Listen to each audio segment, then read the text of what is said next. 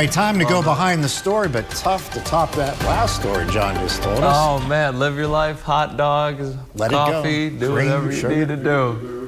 All right, Mike, earlier we got a chance to talk with a former U.S. Special Forces Green Beret and international security expert. Yeah, Michael Taylor was one of the first Americans who fought against Hezbollah in the 1980s. Now 40 years old, he continues to see an ongoing conflict between Israel and Iran and describes what it's like to be on the ground fighting against the terrorists. Hezbollah is alive and survives and thrives just like Hamas does, just like the Houthis do, because of the support that the Iranians give them. That's the mother lode. You got to kill Iran and their support of terrorism, and those small umbilicals die off and wilt away. Where do you put right now relations between Israel and Iran, and then our involvement as well? Do you think we'll actually have a ceasefire here? Israel would like to demolish Iran, their present regime, not the people. Remember, it has nothing to do with the people of Iran. They're no different than we are. They're being led by people who will target with their own snipers people protesting in the streets, including innocent young ladies, shoot them and kill them and have a ham sandwich on their bodies. They don't give a damn. And again, this comes back to, the history. Let's look at the history of Iran and all their so-called ceasefires and agreements, so on and so forth. You can never trust them.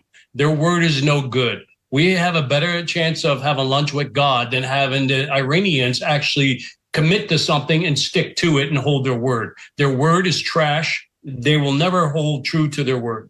When you hear that and read about the stories of the innocent bystanders, what goes through your mind when you hear those kind of stories?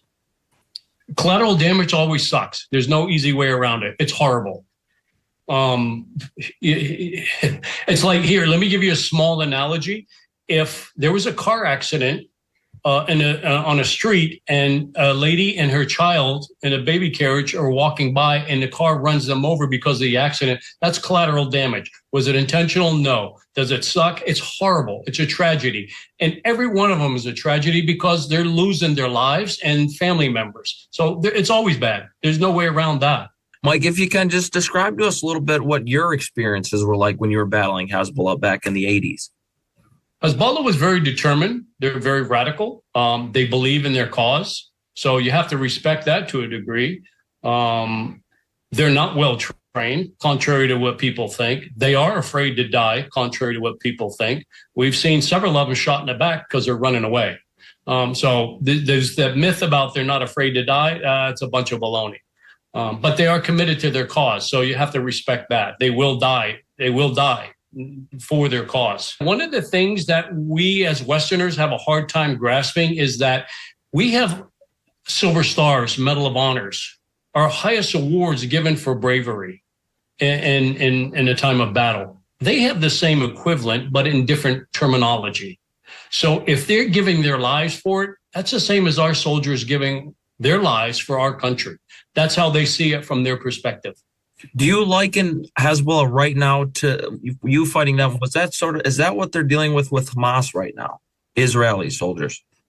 No, that's a completely different atmosphere totally.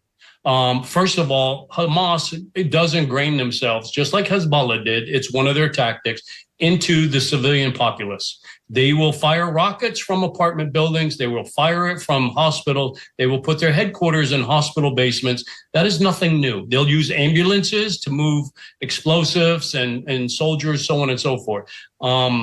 So it's a little bit different in Gaza because they are so interwoven. And that's how it was in Beirut. You can't just go blowing up all the streets of Beirut because you're going to kill so many innocent people. But in Gaza, it's so densely populated. It might be one of the most densely populated cities in the world or geographical locations in the world next to Cairo or Tokyo. So it's really difficult. And you're going to have a lot of casualties if you're going in with a heavy hammer, which Israelis did. And we'll have a lot more from Michael Taylor coming up tonight on Erie News Now at 11.